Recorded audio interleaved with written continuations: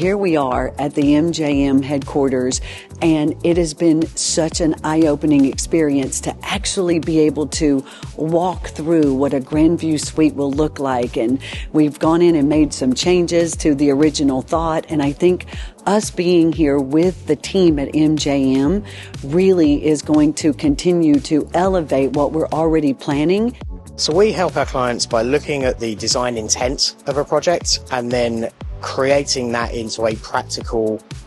physical space where we try and